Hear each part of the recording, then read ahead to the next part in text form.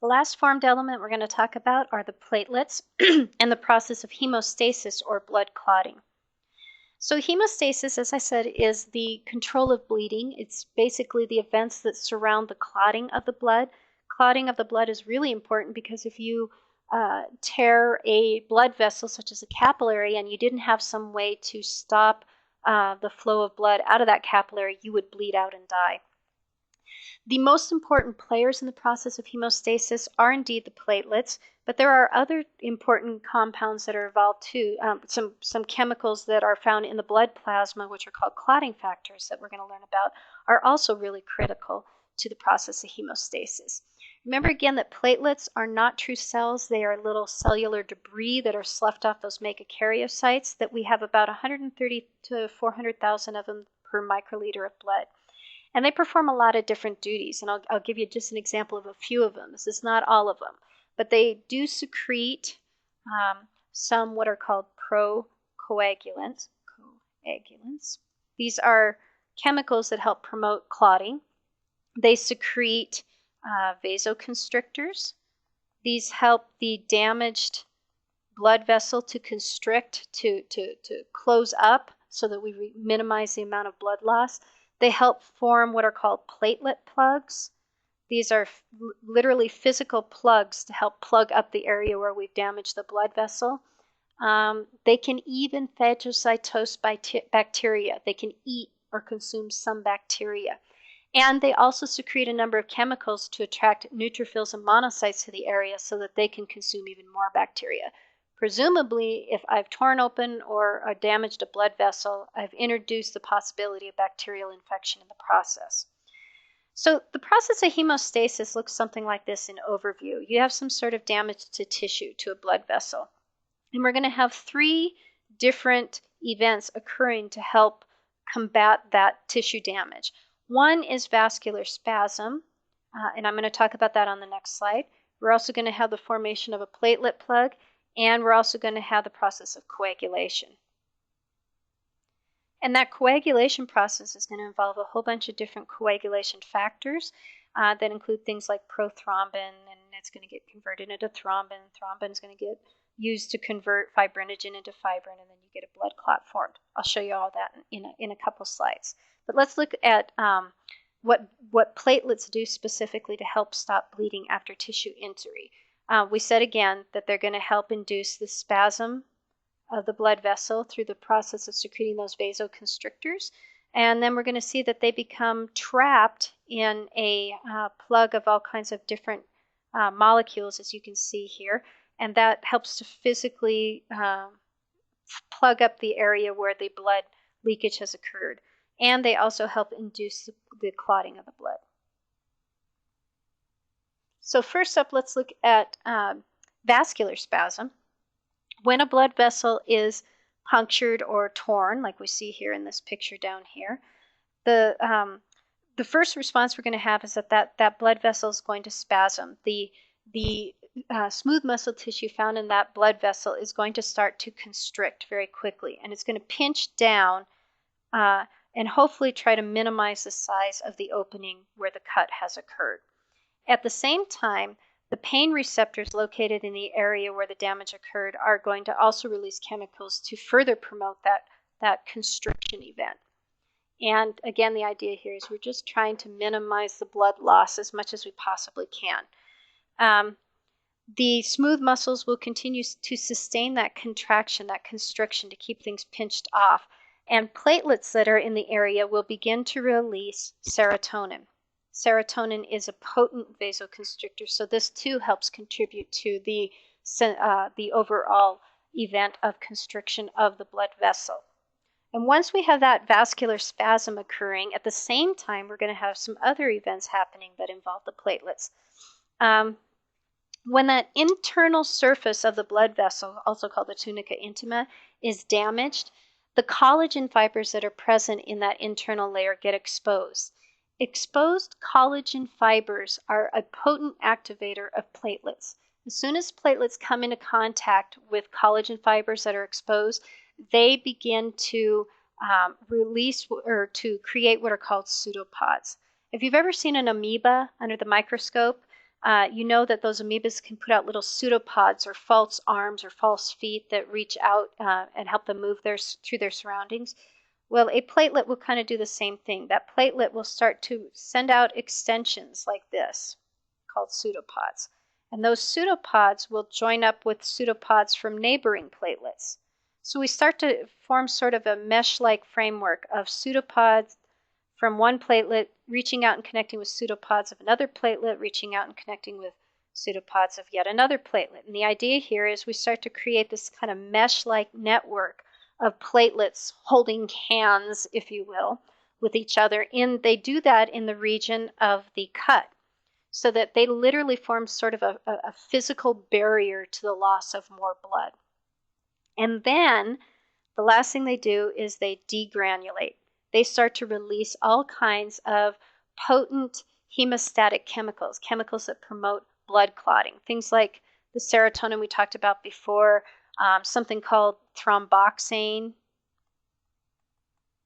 They also release, and that helps to promote even more platelet activity.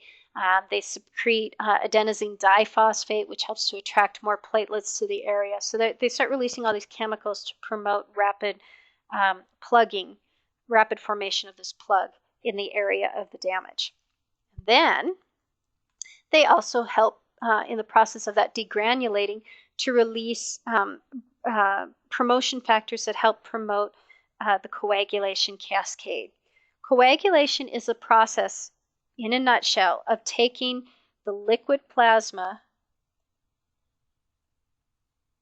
in the blood and the clotting proteins that are dissolved in that blood and causing those clotting proteins to no longer be dissolved into blood, but to precipitate out as solids.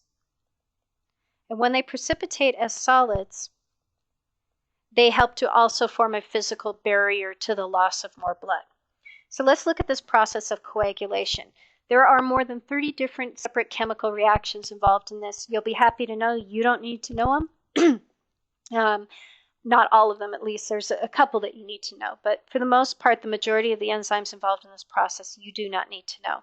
Now, there's two ways that I can get coagulation started. I can initiate it. I can either have what's called an extrinsic mechanism initiate blood clotting, or I can have an intrinsic mechanism initiate blood clotting. Extrinsic mechanisms occur anytime I have something other than the blood itself causing coagulation to occur. So if, for example, I cut a blood vessel, that's an extrinsic mechanism. Something other than the blood itself has induced coagulation to start. If I inject a person, if I introduce a needle into the blood to draw blood from that person, that's an extrinsic mechanism. On the other hand, if there's something with the blood itself that causes coagulation to start, that would be an intrinsic mechanism. For example, if I have atherosclerosis in a coronary blood vessel and the lumen is reduced in size and the blood is flowing more slowly through that reduced size lumen, that blood can flow so slowly that just the slow movement of the blood itself can induce intrinsic activation of coagulation. So up here, you can see that there are a series of events and enzymes and proteins involved in the extrinsic mechanism of coagulation cascade activation. There's the process using the intrinsic mechanism. You don't need to know these proteins, these factors, or anything. You just need to know in general what an extrinsic mechanism is and what an intrinsic mechanism is. The important thing to know is that both of these pathways converge at something called factor 10. Okay, that X there is X as in Roman numeral X, which means 10. So factor 10, it was the 10th factor discovered in the coagulation cascade. Both extrinsic and intrinsic mechanisms converge on factor 10 and cause it to become active. Now, when factor 10 is activated, it, in conjunction with some other molecules like factor 3, factor 5, some calcium ions, and some platelet factor, cause prothrombin, which is present in the blood plasma, dissolved in the blood plasma, causes a prothrombin activator to activate that prothrombin and convert it into thrombin. Okay, so we have all this prothrombin. It's in the blood plasma. It's dissolved in the blood plasma. And with prothrombin activator, we can convert that prothrombin into thrombin. Once I have thrombin, that thrombin then takes fibrinogen that is dissolved in the blood plasma and converts it into a precipitate, into a solid protein that's no longer dissolved in the blood plasma. That precipitate is called fibrin. And that fibrin forms long string-like chains of protein called a fibrin polymer. And that fibrin polymer forms the mesh-like substance that actually does the final blocking of the damaged blood vessel. And it usually traps lots of platelets in it. So if I go back here to this picture we had previously, this is a real picture of a blood clot. You can see everything here in this kind of teal color are those fibrin, precipitated fibrin molecules. And you can see that trapped in those fibrin meshwork is lots of platelets and some red blood cells. Together, those all coordinate to physically plug up the hole. So again, for the process of coagulation, you need to know intrinsic versus extrinsic mechanisms, but you don't need to know the steps in those pathways. But you do need to know the pathway down here that we start with factor X. We convert it into prothrombin activator. That converts prothrombin to thrombin. The thrombin converts fibrinogen to fibrin, and the fibrin makes this mesh-like polymer. So what are some of the types of clotting factors that platelets release to help get this whole coagulation pathway going? These procoagulants, some of them are made by the platelets, some of them are produced from the liver, by the way. You can get them from both locations. And they all, again, as I said, converge on factor 10, which is one of the procoagulants made by the liver. The prothrombin is also made there. The fibrinogen is also made in the liver. And again, these all function together to finally create that fibrin polymer. Now, something else that platelets also secrete are certain proteins that have the ability to dissolve a fibrin polymer when we're all done. Once healing has occurred, we want to get rid of that clot. We want to get it out of the way so things can go back to their normal their normal appearance. And to do that, we undergo a process called fibrinolysis, which literally means to split apart. Lysis means to split apart fibrin. That's an I. Fibrinolysis. So platelets not only secrete procoagulants that help promote the coagulation cascade, whenever all is said and done and healing has occurred, platelets are also responsible for secreting some substances that help to dissolve that blood clot and get it out of the way. Now, there are some other things that can stop clotting from occurring. Obviously, when damage has occurred to a blood vessel, we want clotting to happen. But when everything is going fine and we have a healthy blood vessel and the blood is healthy, we do not want clotting to happen. And the question is, well, how do you prevent clotting from occurring? Because in the blood plasma, there's all this prothrombin and there's all this fibrinogen. Well, geez, that stuff could form a blood clot spontaneously when we don't want it to, particularly if blood flow slows down. You can get spontaneous clotting occurring. So how do we prevent that spontaneous or unwanted clotting from occurring? Well, one way is that the cells that line all blood vessels, okay, the endothelial cells that line all blood vessels, release a substance called prostacyclin. I like to think of prostacyclin a little bit like Teflon. It's like the molecule that makes the interior surface of blood vessels very slippery. And as a result, it prevents platelets from attaching and starting to form a clot, and it prevents chemicals from attaching to the wall of the blood vessel and beginning to form a clot. Dilution is another way we can do this. If we dilute the concentration of coagulant factors by having lots of fluid in the blood, lots of water, then the opportunity for them to get together and interact with each other diminishes. So think about this. If a person is dehydrated, that means their blood volume diminishes and there are more opportunities for these factors, these procoagulants, to come into contact with each other and initiate a blood clot. We also have the presence of anticoagulants in the blood and in platelets. Things like antithrombin. Antithrombin is a molecule present in the blood that helps to prevent the formation of thrombin. And heparin, which is released from both basophils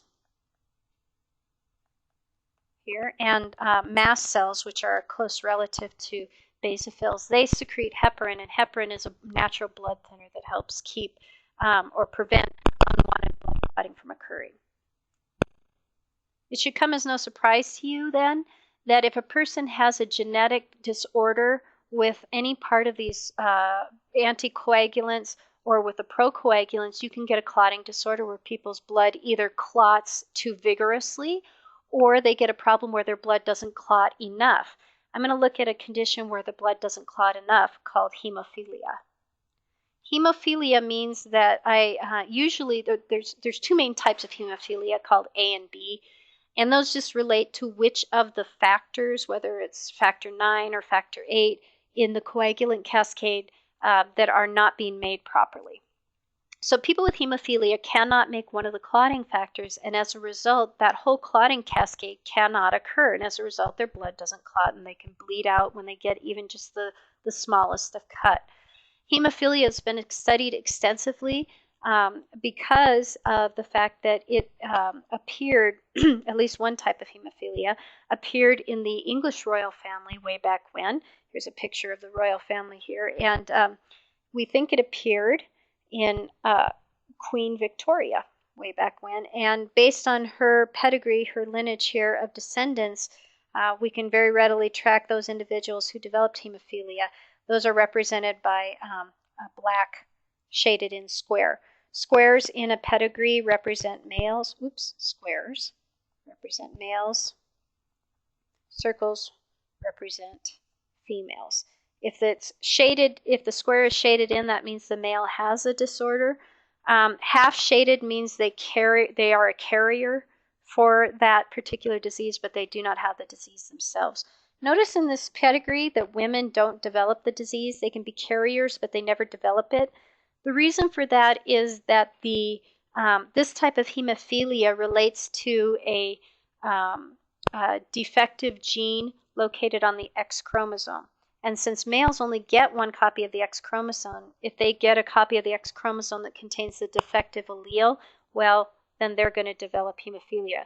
Women, on the other hand, have two X chromosomes, and the likelihood of them receiving two defective copies is almost zero. And so you don't really see this type of hemophilia developing in females. Remember, this is just one type of hemophilia. There are other types, and some are not sex-linked, like this one is.